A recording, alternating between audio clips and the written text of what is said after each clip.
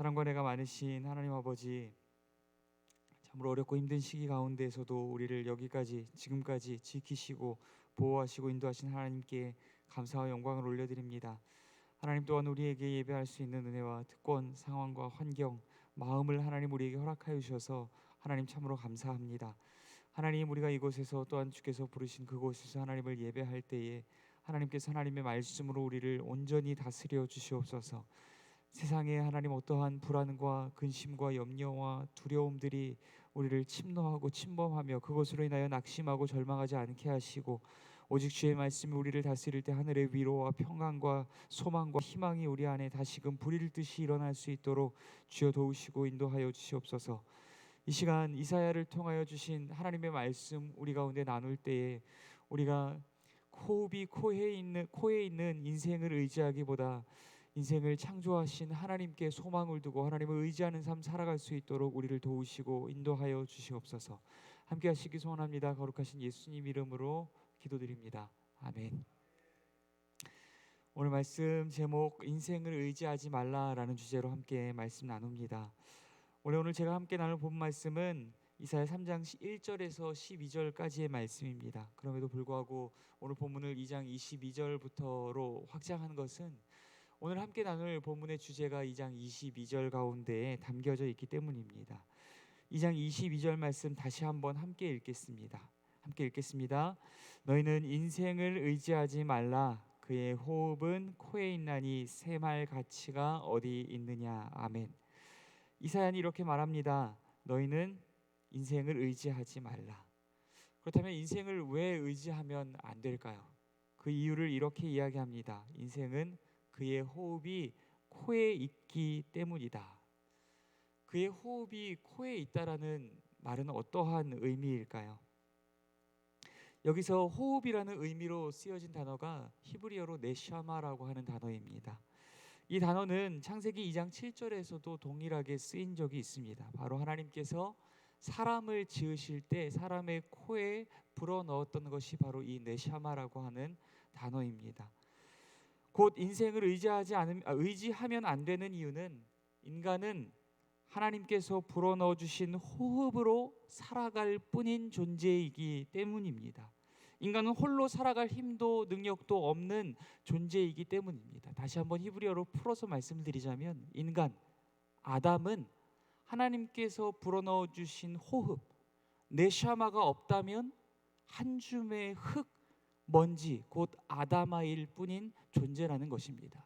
하나님께서 불어넣어 주신 호흡과 하나님의 은혜와 하나님이 없이는 먼지일 뿐인 존재, 아무것도 아닌 존재가 인간이라는 것입니다. 그래서 이사야는 인간을 의지하지 말라라고 하는 것입니다.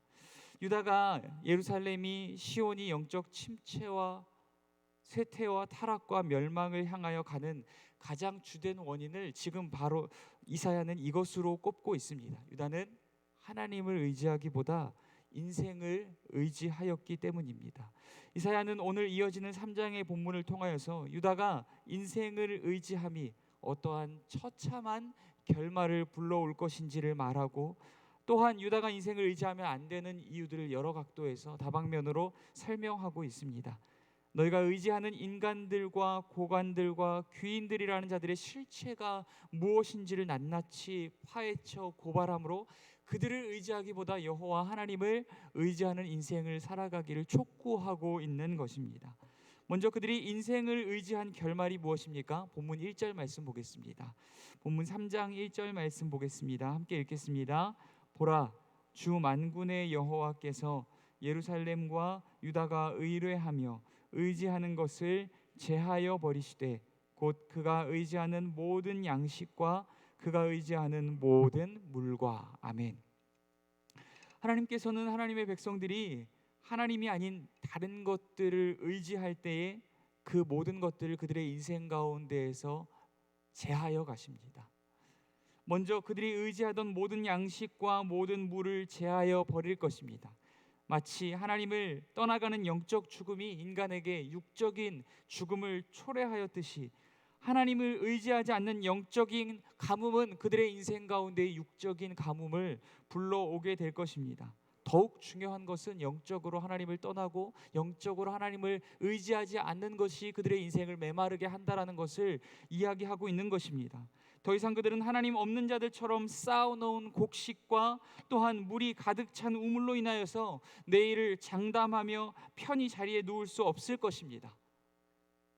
그들의 양식과 물이 모두 사라져버릴 그때에 하루하루에 주어졌던 모든 양식과 물이 곧 하나님의 손길로 주어진 하나님의 은혜였음을 철저하게 깨닫고 처절하게 느끼게 될 것입니다. 그들의 인생에 중요하게 여기고 의지하던 가치들이 사라져버렸을 그때의 말입니다. 또한 하나님께서는 유다가 의지하던 모든 고관과 귀인들을 제하여 버릴 것입니다. 우리 본문 2절에서 3절 말씀, 본문 2절에서 3절 말씀 합독하겠습니다. 용사와 전사와 재판관과 선지자와 복술자와 장로와 오십부장과 귀인과 모사와 정교한 장인과 능란한 요술자를 그리 하실 것이며. 아멘. 하나님께서 유다가 의지하던 모든 고관과 귀인들을 제하여 버릴 것입니다. 충격적인 것은 유다가 의지하던 자들 가운데 있는 목록입니다. 복술자와 요술자도 그 가운데에 등장하고 있다는 것입니다. 그들이 영적으로 얼마나 타락하여 있었고 하나님을 의지하지 않고 살아가고 있었는지, 그들이 어떻게 이방인 같은 삶을 살아내고 있었는지를 폭로하고 있는 것입니다. 나아가 백성들이 하나님을 대신하여 의지할 대상으로 삼는다면 하나님께서는 하나님의 말씀을 전하는 선지자들마저도 그들 가운데서 제하여 버릴 것이라고 말씀하고 계십니다. 백성들이 의지해야 할 유일한 대상은 여호와 하나님, 만군의 여호와 하나님밖에 없다라고 하는 것입니다. 또한 유다가 인생을 의지할 때에 찾아오는 결과는 무엇일까요? 4절에서 5절 말씀입니다.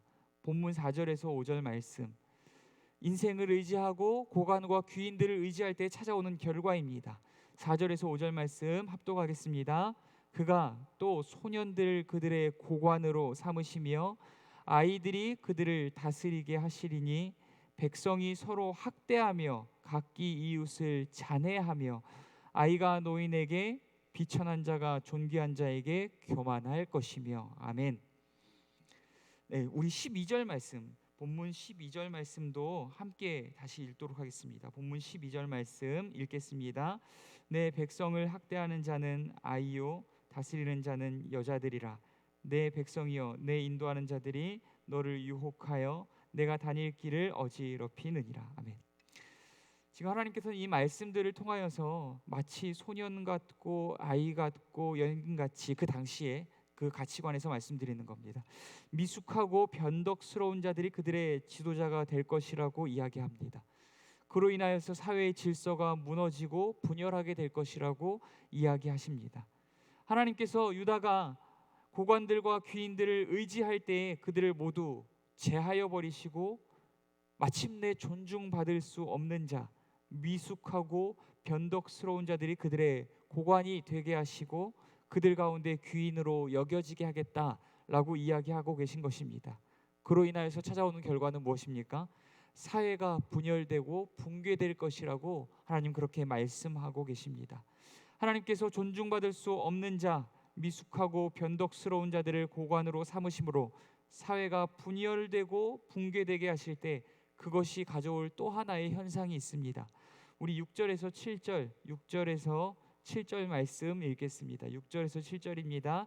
혹시 사람이 자기 아버지 집에서 자기의 형제를 붙잡고 말하기를 내게는 겉옷이 있으니 너는 우리의 통치자가 되어 이 폐허를 내 손 아래에 두라 할 것이면 그날에 그가 소리를 높여 이르기를 나는 고치는 자가 되지 아니하겠노라.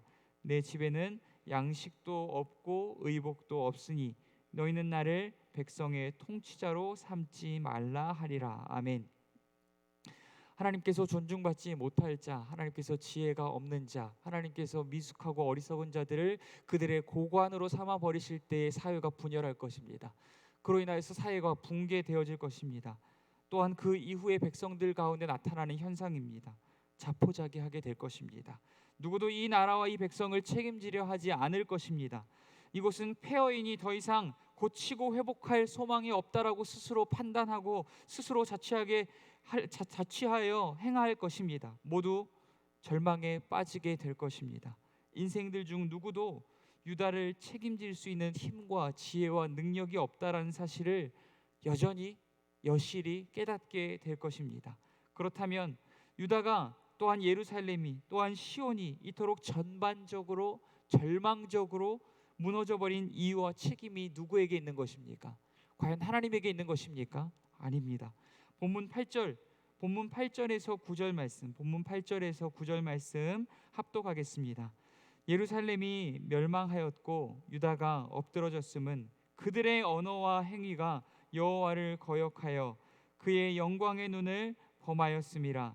그들의 안색이 불리하게 증거하며 그들의 죄를 말해주고 숨기지 못함이 소돔과 같으니 그들의 영혼에 화가 있을진저 그들이 재앙을 자취하였도다. 아멘. 유다 백성들이 그들의 말과 행위로 여호와를 거슬렀기 때문입니다. 유다 백성들은 단지 마음으로 여호와를 의지하지 않는 것을 넘어서고 있습니다. 그들의 말과 행동으로 여호와를 거스르고 또한 거역하였습니다. 그들의 말과 행동은 마치 하나님이 없는 자들과 같았고 하나님을 대적하는 자들과 같았습니다. 심지어 그들의 말과 행위는 그의 영광의 눈을 범하였습니다. 무슨 뜻입니까? 하나님께서 영광 가운데 임재하시는 곳, 하나님께서 그의 백성들을 만나 주시며 주목하여 보시는 그곳에서조차도 그들의 말과 행위로 여호와를 거스르고 거역하기를 그치지 않았다는 것입니다. 이미 그들의 말과 행위에 가득 찬 그 악은 그들의 안색과 존재로부터 숨길 수 없는 지경에 이르렀습니다. 그들은 재앙과 심판을 스스로 불러일으키고 있는 단계에 머물고 있습니다. 만약 이스라엘이 더 이상 하나님을 의지하지 않고 인생을 의지하며 하나님이 없는 자처럼 말하고 그들의 말과 행위가 스스로 재앙을 불러일으키고 있다면 우리 본문 10절과 11절 말씀, 본문 10절과 11절 말씀을 통하여서 어떠한 결과를 맞이하게 될지 우리 말씀을 함께 읽겠습니다. 10절과 11절입니다. 너희는 의인에게 복이 있으리라 말하라. 그들은 그들의 행위의 열매를 먹을 것이며 악인에게는 화가 있으리니 이는 그의 손으로 행한 대로 그가 보응을 받을 것임이니라. 아멘.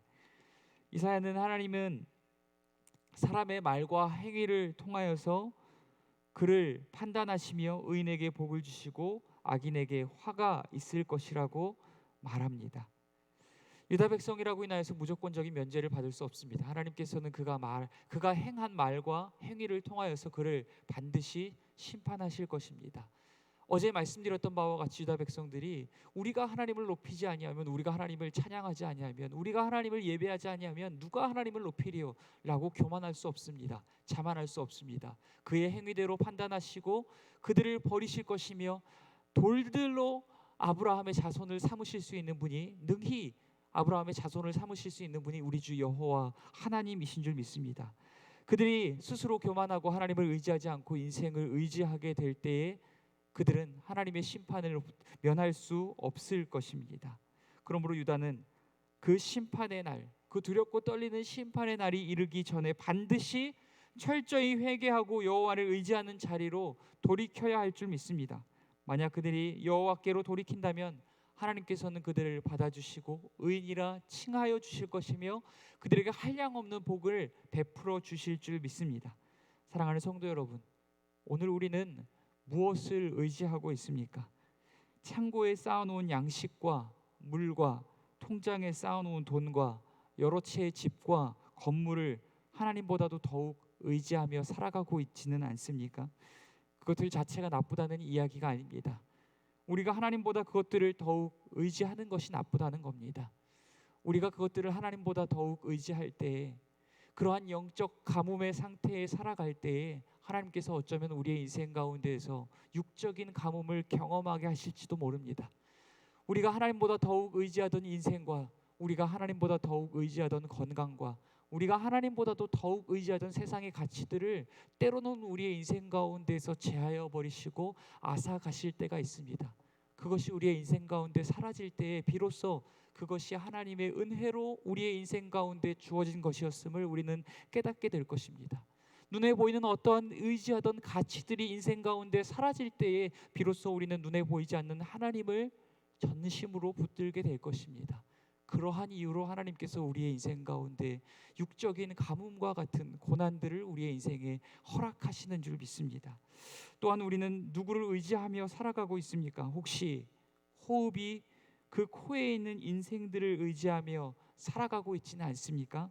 나보다 더 많은 부와 지혜와 능력과 권세와 권력과 명예를 지닌 자들을 하나님보다 더욱 존중하고 하나님보다 더욱 두려워하며 하나님보다 더욱 의지하며 살아가고 있지는 않습니까?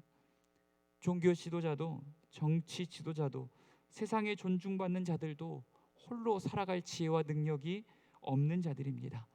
자신의 내일을 책임질 지혜와 능력이 없는 자들입니다. 여호와의 공의와 심판의 날이 우리에게 이르기 전에 오직 만군의 주 여호와 하나님만을 의지하는 자리로 돌이킬 수 있는 저와 여러분이 될 수 있기를 간절히 소원합니다. 하나님께서 우리의 인생 가운데 우리가 의지하던 어떠한 가치들을 모두 제하여 버리시기 전에 우리가 하나님의 발 앞에 그 모든 것들을 내려놓고 여호와 하나님만을 철저히 의지하는 자리로 돌이킬 수 있는 오늘 저와 여러분이 될 수 있기를 간절히 소원합니다.